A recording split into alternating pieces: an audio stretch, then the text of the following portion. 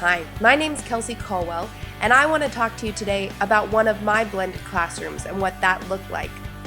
One of the things I absolutely love about blended learning is that I still get to be a unique teacher.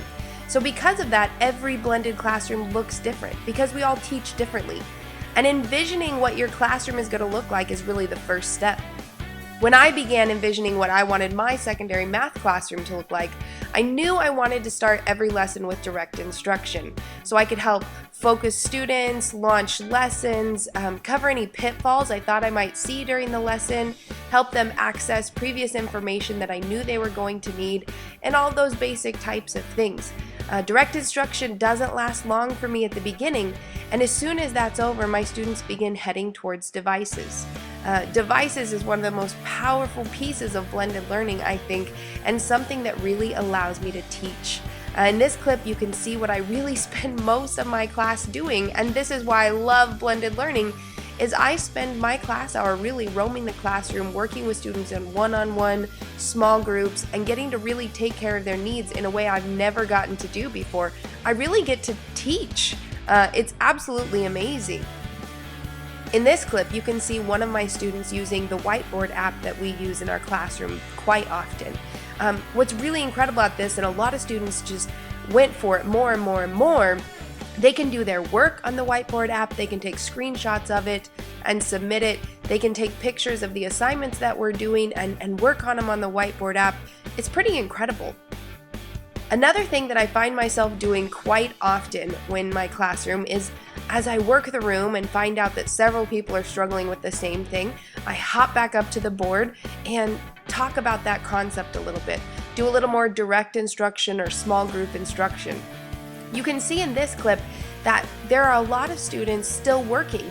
They've gotten this concept and they have the freedom then to just keep going on.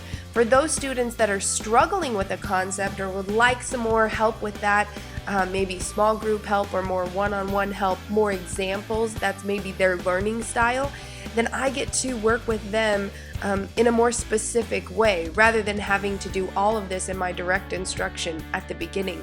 I love how this tailors my classroom, what I'm teaching, and their educational experience to each of them individually. It's another great piece of blended learning and something you see me doing often during my class hours.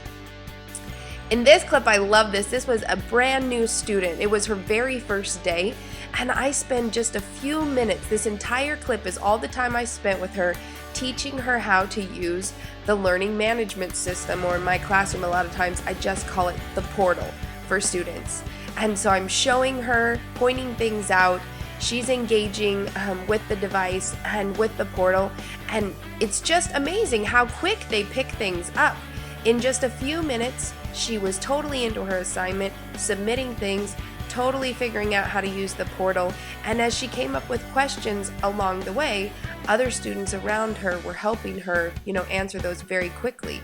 On their LMS, or the Learning Management System, they have a PDF copy of their book, they have all these resources, and one of the things they're doing while they're interacting with this LMS or the portal is the assignments that I've created for my classroom.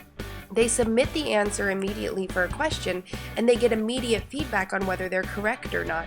They can retry the question, and a lot of times I feel like I've cloned myself. Students get to interact with what I've created on the portal, and then most of the times they just correct themselves. If they're struggling after a couple tries, they're like, Mrs. C, I really need some help. But this is just absolutely amazing, and the differentiation that I can do without students noticing that there's a difference is also really powerful. Here, this student is actually engaging in the whiteboard. He's taking a picture of a table that he has on one of his assignments, and he's throwing it into the whiteboard, and he's going to spend time filling in that table on the whiteboard. So rather than having to recreate it or doing different things like that, he's just decided he would rather work on the whiteboard than working everything out on paper. A lot of other students, they choose to maybe work it out on paper and then take the picture and submit the picture. Again, it's a really seamless process that students have lots of different options. Because my classroom had devices, another resource that I utilized was a program called Reflector. I think I paid $12 to $15 for it. And it allowed me to project my iPad screen right up onto my projector wirelessly. What was great about this is I got to project for students exactly what they were doing and help them with any technology questions they might have had. I love how blended learning is unique for every student and how I get to be individualized for them and their needs.